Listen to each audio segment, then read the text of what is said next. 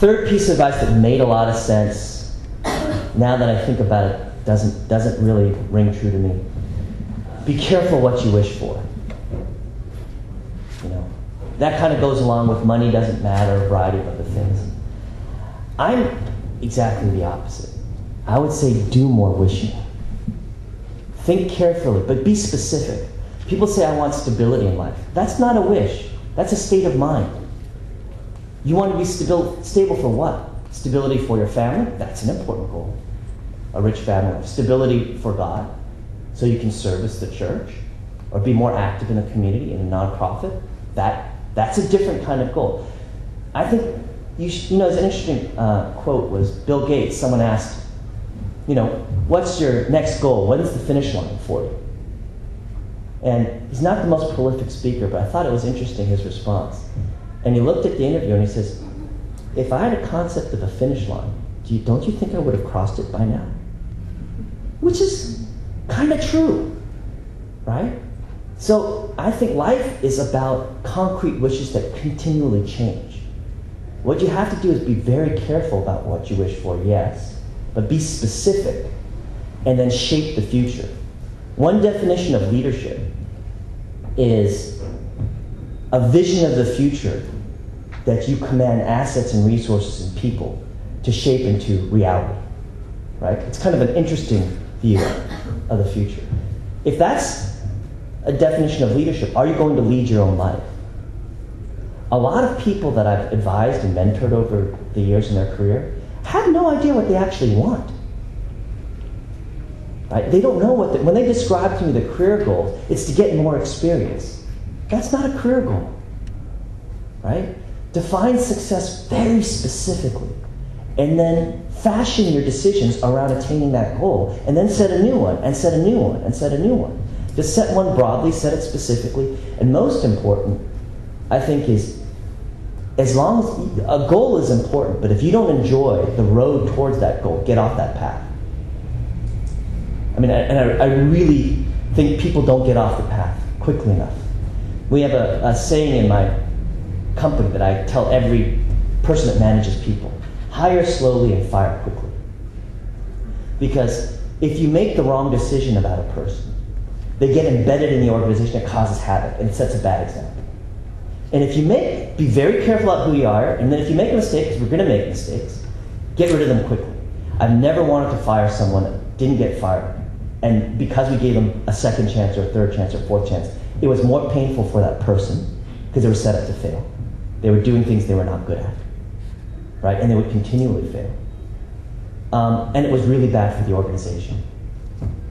So hire slowly, fire quickly. Do that in your own life, around your own careers, right? I think that if you're going to have pain in your life, and there are certain experiences that are painful, and they're good. My first job out of college was being a strategy consultant. You guys heard of the kind of Bain, McKinsey strategy consultant? You're a snot-nosed kid out of college. Someone pays $1,600 a day for you to give advice, even though you don't know anything. But you end up working 80, 100 hours a week at this group. I worked at a company called LEK.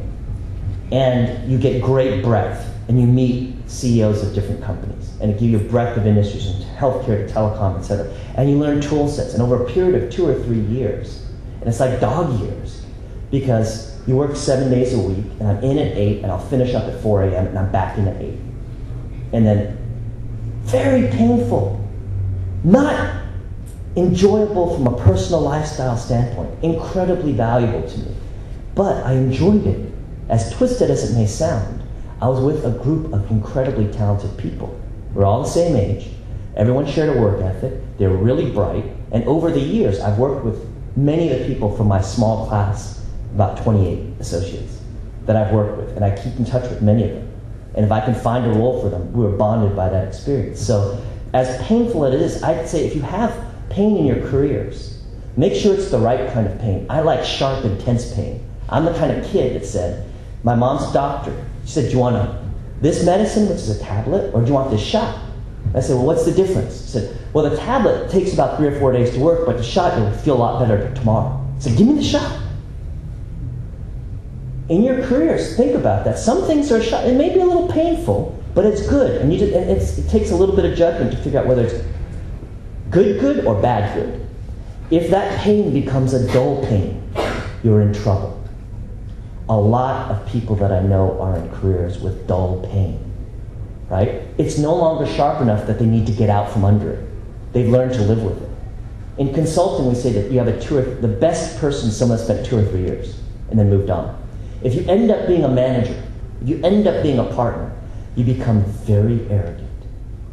Why? You've given so much advice that you actually believe your own advice, but you have never once in your life implemented it.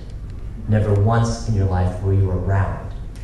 You say, buy this company. You never managed an acquisition. You never changed the culture. You never had to hire or fire people. You were never accountable for a decision in your life.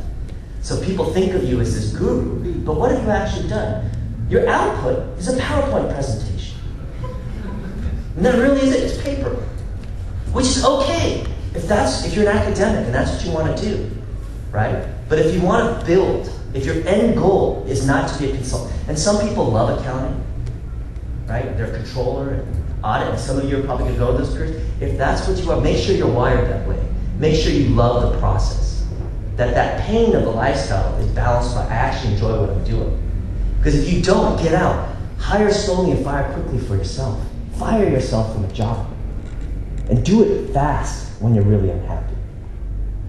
And I actually someone came to me and wanted to leave our company. And I said, why? He says, well, I'm doing operations. I really want to do marketing. I say, oh, you should leave. In our marketing team, I have no place for you. We need people with 4 years of experience, deep experience. I can't find a place for you. But let me help you find a job. Let me talk to the different agencies. You've done a great job for us. And let me help you in your career and maybe place you with different friends and give you that experience. So I was really happy for her to say, I want to leave. Because I would hate it if she decided that 3 or 4 years later. And she's now 7 or 8 years down a career path. And you don't see this as a young and fungible resource, which you guys are all now. But that's a big responsibility. And I'd love to say that your decisions don't matter right now, but they actually do. They really do. So you got to be careful about it. So that's kind of my good advice, good sounding advice that didn't make sense. I'll give you real quickly, and then I'll open it up to Q&A. The best advice that I think I've gotten over the years. The first one may be non-intuitive, but if you're thinking about a job, spend 2/3 of your time thinking about the company, and 1/3 about your time thinking about the job. Right? Let's say I'll speak from examples from my world, because they're real to me. Let's say you're a developer. And you're a developer at AOL, or you're a developer at Google. Your life is 100% different. The kinds of projects you work on, the ability to be on the cutting edge, the financial remuneration, the respect within the industry, it is very, very different. Being today, AOL may have been hot 7 years ago, right? So, a lot of people just think about their job, their salary, etc. I would base any career decision around 2 factors. Number 1, are you surrounded by people that you respect and enjoy? You will be a happier person. If you look around the room, you go through your interviews, and you do not see that, run away. I mean, really, life's too short. That sucks. If you think the dating process is a pretty good example of what will happen when you're married. If you're unhappy dating, you will be unhappy married. Right? That's like when I'm in a contract negotiation with a partner. If the contract negotiation is painful, and they think we're going to a solution, I cut it off and I walk away. And they go, what's going on? I say, hey, if it's this much of a pain in the butt just setting it up, what is it going to be like when we're in this contract? I'd rather walk away. And we walk away from funding all the time. Some guy's like, I said, hey, you're kind of manipulative. I would never want to be part. I would choose to associate with different kinds of people in my life. So run away.